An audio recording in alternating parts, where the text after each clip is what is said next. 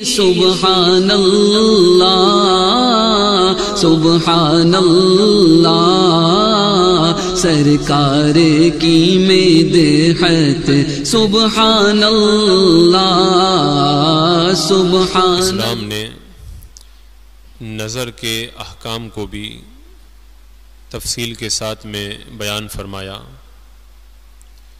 اور قرآن مقدس میں اللہ تبارک و تعالیٰ نے نگاہوں کی حفاظت کا حکم دیا۔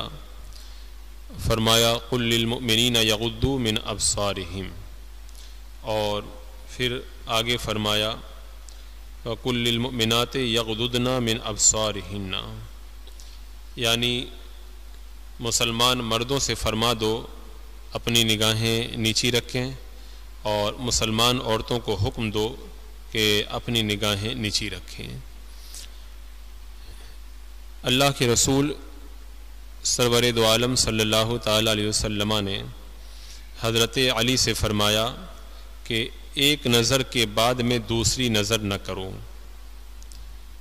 یعنی اگر اچانک بغیر کسی قصد کے کسی عورت پر نظر پڑ جائے تو فوراً نظر ہٹا لو، دوبارہ نظر اٹھا کر کے نہ دیکھو۔ پہلی نظر جائز ہے اور دوسری جائز نہیں ہے، یعنی کسی غیر عورت کو، اجنبی عورت کو دیکھنا یہ ناجائز اور گناہ ہے، جبکہ کسی مقصد صحیح سے نہ ہو۔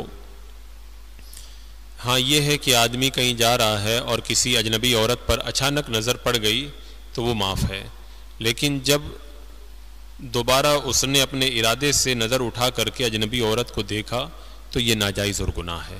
تو یہی اللہ کے رسول علیہ السلام نے فرمایا کہ ایک نظر کے بعد میں دوسری نظر مت کرو، اور دوسرے موقع پہ فرمایا کہ دیکھنے والے پر اور اس پر جس کی طرف نظر کی جائے اللہ کی لعنت ہے، جو دیکھے اس پر بھی اور جس کو دیکھا جائے اس پر، دونوں پر اللہ کی لعنت ہے۔ یعنی دیکھنے والا جب بغیر عذر کے قصدن کسی اجنبی کو دیکھے تو اس پر بھی اللہ کی لعنت ہے، اور دوسرا اپنے آپ کو بلا عذر قصدن دکھائے، جیسے آج کل کچھ عورتیں اس طرح سے بن سنور کر کے باہر نکلتی ہیں اور ان کا مقصد ہی اجنبی مردوں کی نگاہوں کے اندر اجنبی مردوں کی نگاہوں کو لبھانا ہوتا ہے، تو یہ سخت ناجائز ہے۔ دیکھنے والا بھی گنہگار اور جس کو دیکھا جائے وہ بھی گنہگار۔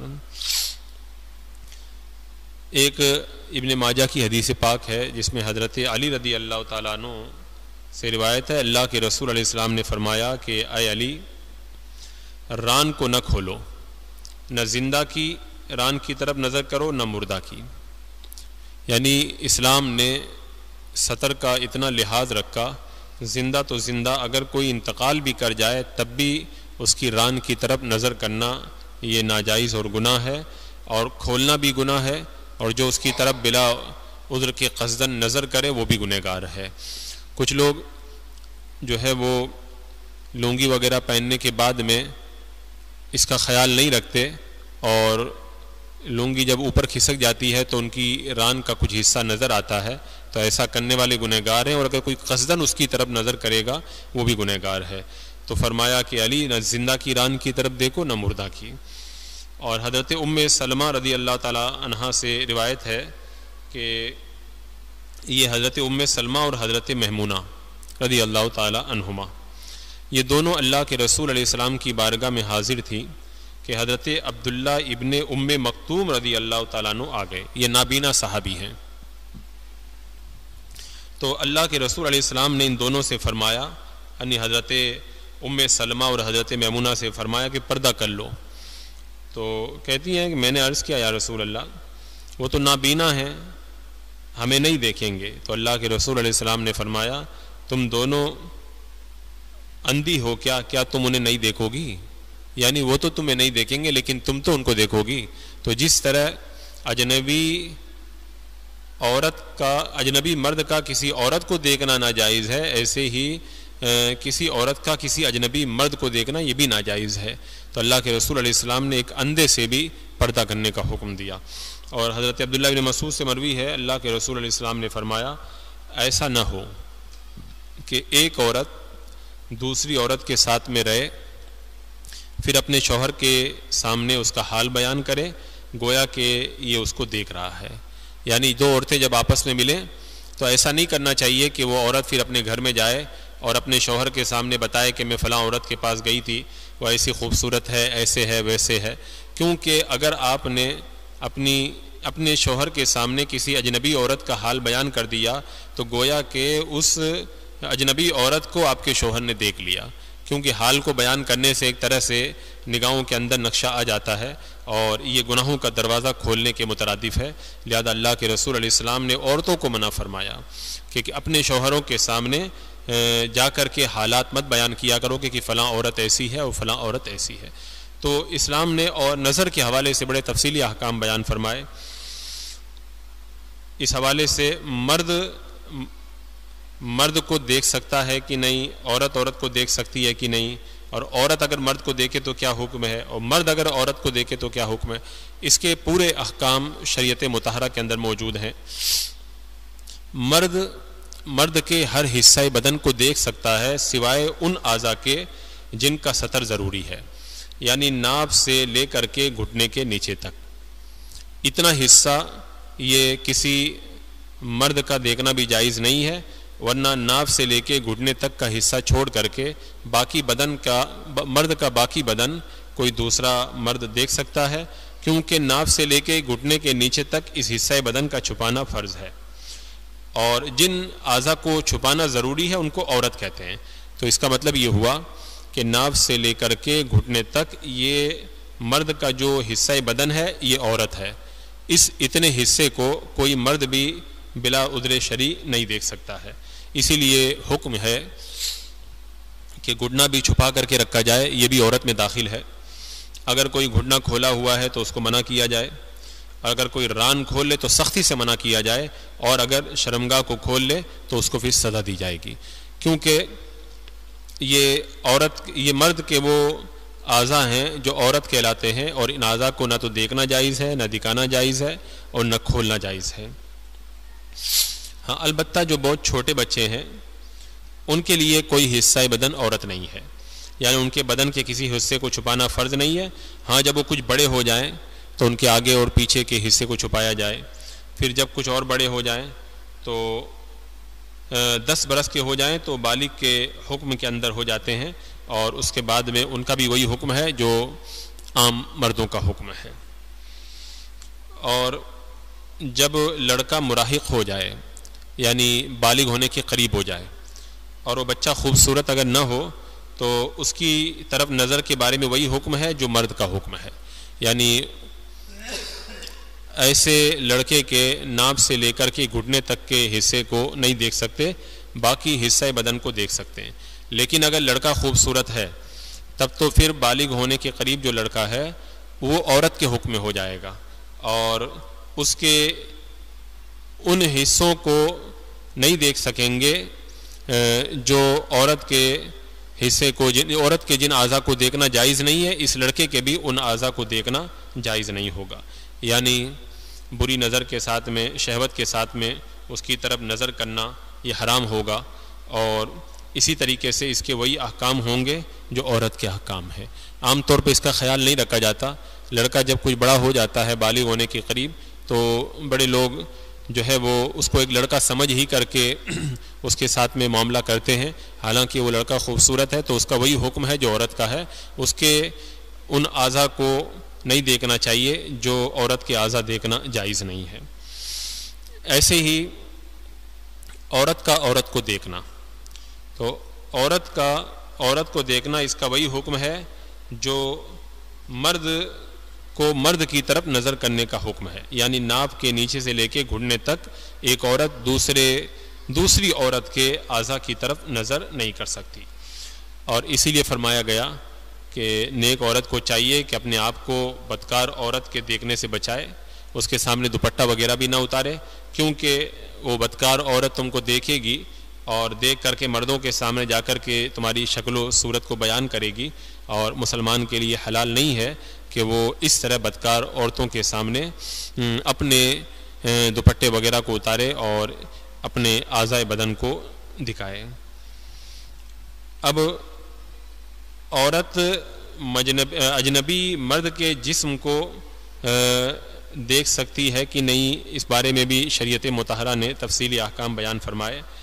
تو یہاں پہ فرمایا گیا کہ عورت اجنبی کے جسم کو ہرگز نہ چھوئے جبکہ دونوں میں کوئی بھی جوان ہو اور شہوت ہو سکتی ہو. اگرچہ اس بات کا دونوں کو اطمینان ہے کہ شہوت پیدا نہیں ہوگی، لیکن پھر بھی اجنبی مرد کو اجنبی عورت یا اجنبی عورت کو اجنبی مرد کا چھونا یہ جائز نہیں ہے. کچھ جوان عورتوں کو دیکھا گیا کہ اپنے پیروں کے پیر دباتی ہیں، اور بعض پیر جو ہے وہ اپنی مریدہ سے ہاتھ پاؤں دبواتے ہیں، تو ان میں سے اکثر دونوں حد شہوت کو پہنچے ہوتے ہیں. ایسا کرنا سخت ناجائز اور گناہ ہے، اور اس سے سخت پرہیز کرنا چاہیے.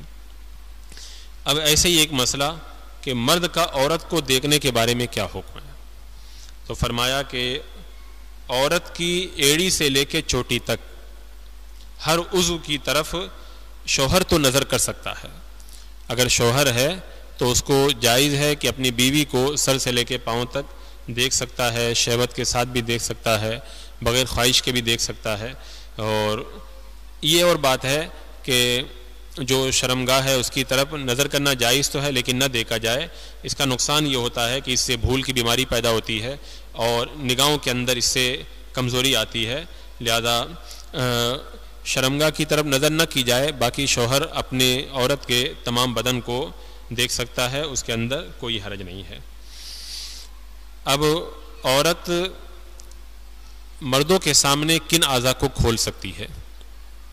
تو حکم یہ ہے کہ جو مرد عورت کے محارم ہیں، یعنی محارم سے مراد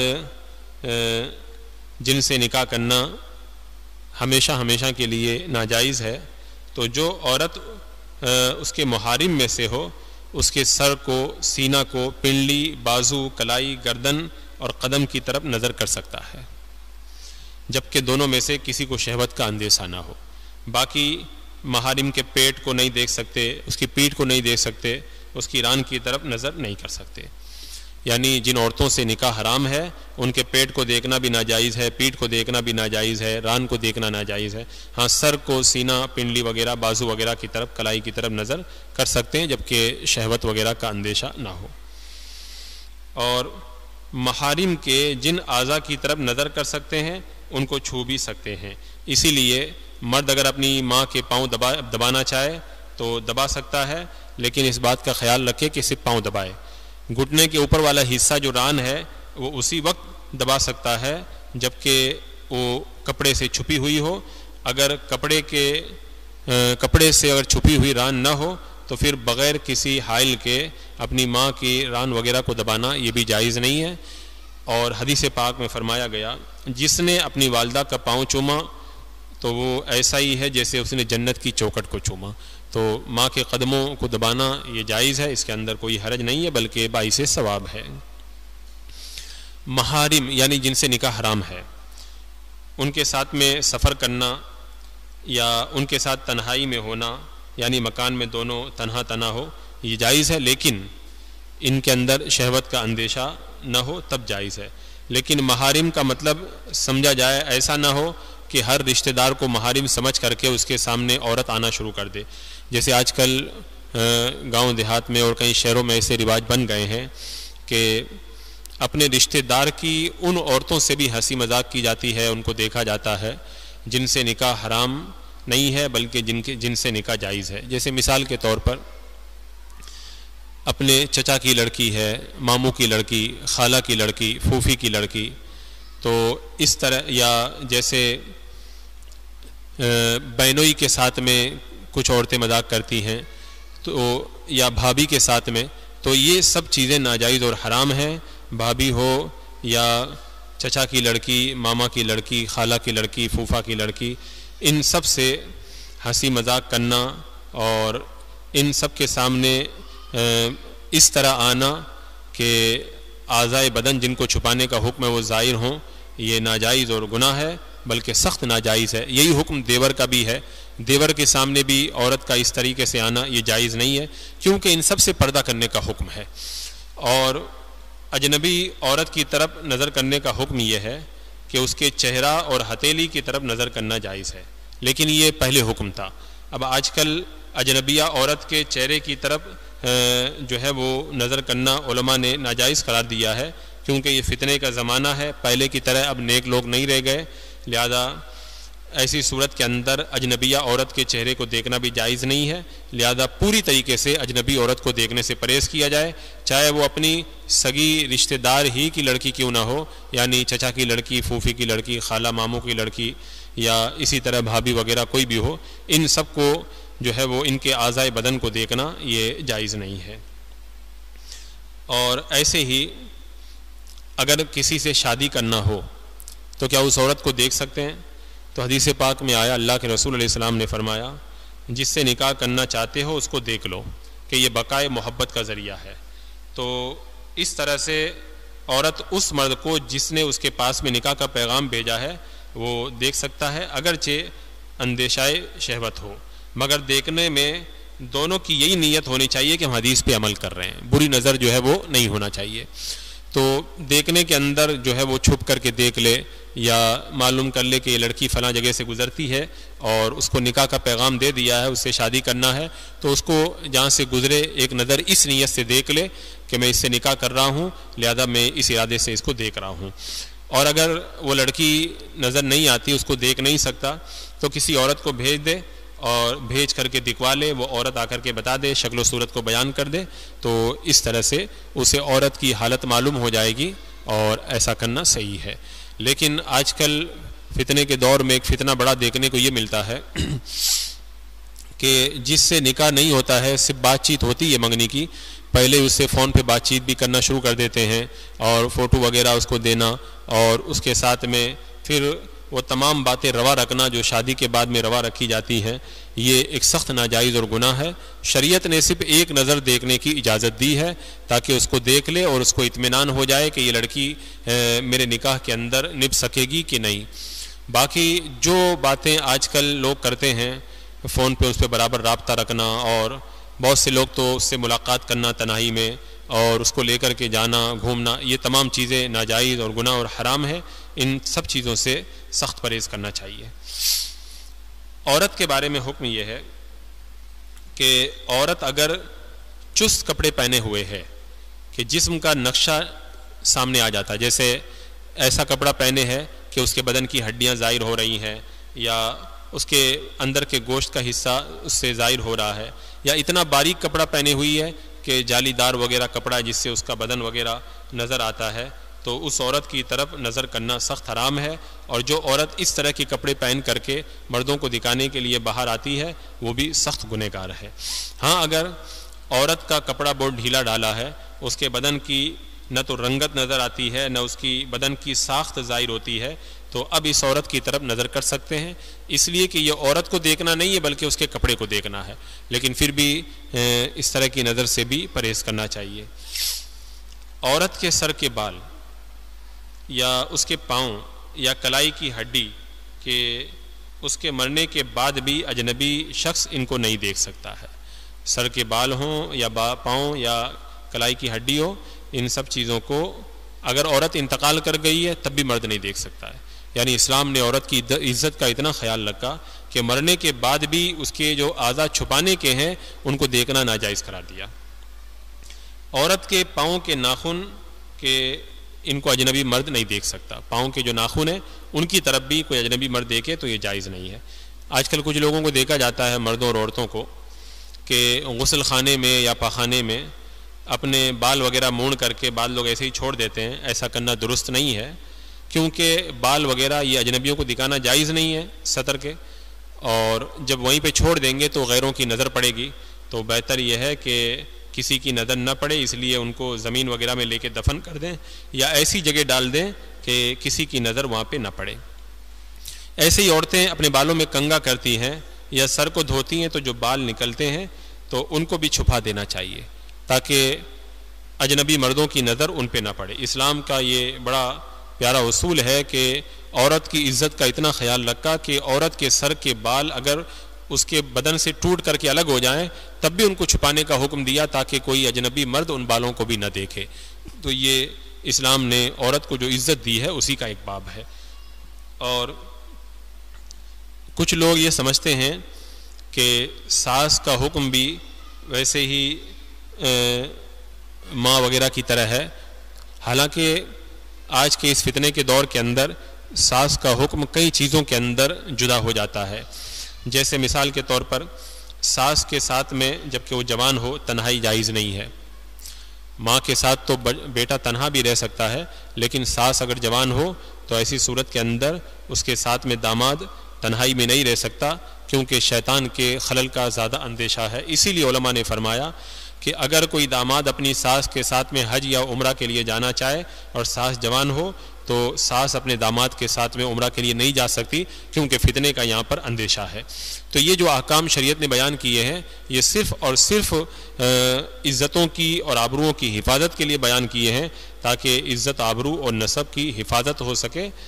اور اس کے ساتھ ہی ساتھ اسلام نے نظر کی حفاظت کے لیے یہ بھی احکام بیان کیے کہ اگر کسی اجنبی کے گھر میں جاؤ تو پہلے اجازت لے کر کے جاؤ، بغیر اجازت اس کے گھر میں داخل ہونا جائز نہیں ہے.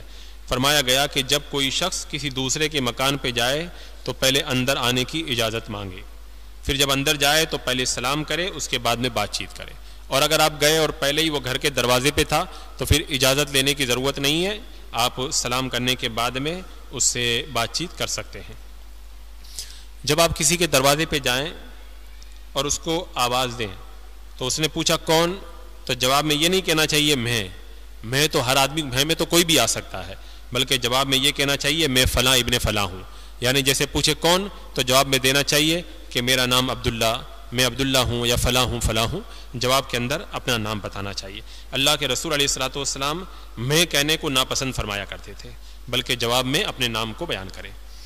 اور اگر تم نے گھر جا کے کسی سے اجازت مانگی، گھر والے نے اجازت نہیں دی تو ناراض ہونے کی ضرورت نہیں ہے، آپ خوشی سے واپس پلٹ آئیں. ہو سکتا ہے کہ وہ کسی ضروری کام میں مشغول ہو، اس لیے جواب نہیں دے رہا ہے. اور اگر ایسے مکان میں جانا ہو کہ اس میں کوئی نہیں ہے، خالی مکان، تو پھر ایسے مکان میں جاؤ تو یہ کہو السلام علینا وعلی عباد اللہ الصالحین، کیونکہ فرشتے گھروں میں رہتے ہیں، وہ تمہارے سلام کا جواب دیں گے. اور یا پھر اس طرح کہے السلام علیکم ایھا النبی، کیونکہ اللہ کے رسول صلی اللہ علیہ وسلم کی روح مقدس مسلمانوں کے گھروں میں ہوتی ہے، لہذا جب آپ اس طرح کہیں گے تو اللہ کے رسول علیہ الصلوۃ والسلام کی بارگاہ سے سلام کا جواب ملے گا.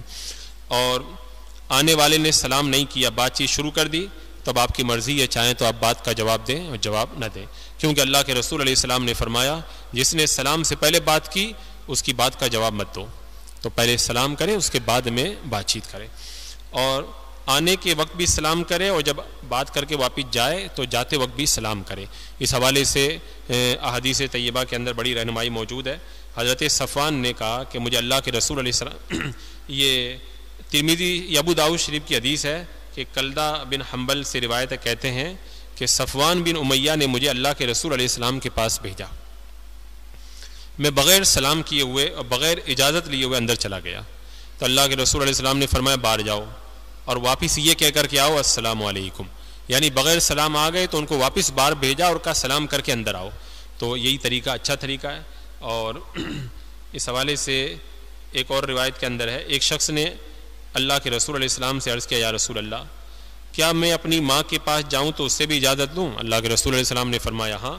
انہوں نے کہا یا رسول اللہ میں تو ان کے ساتھ مکان میں رہتا ہوں. اللہ کے رسول علیہ السلام نے فرمایا اجازت لے کر کے اس کے پاس جاؤ. انہوں نے کہا یا رسول اللہ میں ان کی خدمت کرتا ہوں. فرمایا کہ انہوں نے کہا کہ یا رسول اللہ بار بار آنا جانا رہتا ہے پھر بھی اجازت لینے کی ضرورت ہے؟ اللہ کے رسول علیہ السلام نے فرمایا ہاں اجازت لے کر کے جاؤ. کیا تم پسند کرتے ہو کہ تم اسے برہنہ حالت میں دیکھو؟ عرض کی نہیں. فرمایا تو اجازت لے کر جاؤ. یعنی تم اگر کسی وقت بھی بغیر اجازت چلے گئے اور اگر وہ اپنے کسی کام سے اگر بدن سے کپڑا اتار رہی ہوں گی تو تمہاری نظر پڑے گی اور یہ ایک بڑے حیا اور شرم کی بات ہے. لہذا بہتر یہی ہے کہ ایسی نوبت نہ آئے، جب تم اپنے گھروں میں جاؤ تو پہلے اجازت لے لو. اللہ کے رسول علیہ السلام جب کسی گھر میں جاتے تھے تو دروازے پر تشریف فرما ہوتے اور دروازے کے سامنے کھڑے نہیں ہوتے تھے بلکہ ہٹ کر کے دائیں بائیں کھڑے ہو جاتے تھے، کیونکہ اس زمانے میں دروازوں پر پردہ وغیرہ ہوتا نہیں تھا، غربت کا زمانہ تھا. اب اللہ کے رسول علیہ السلام ہٹ کے کھڑے ہو جاتے دائیں بائیں اور پھر السلام علیکم کہتے، اور اس کے بعد میں جو ہے وہ اجازت ملنے پر آپ اندر تشریف لے جاتے تھے۔ تو لہذا اس بات کا خیال رکھا جائے، اجازت لے کے جایا جائے تاکہ کسی اجنبی مرد یا عورت پر کسی مرد یا عورت کی نظر نہ پڑے اور کسی ناجائز کے ارتکاب کا جو ہے وہ کسی ناجائز کام کا ارتکاب لازم نہ ہے۔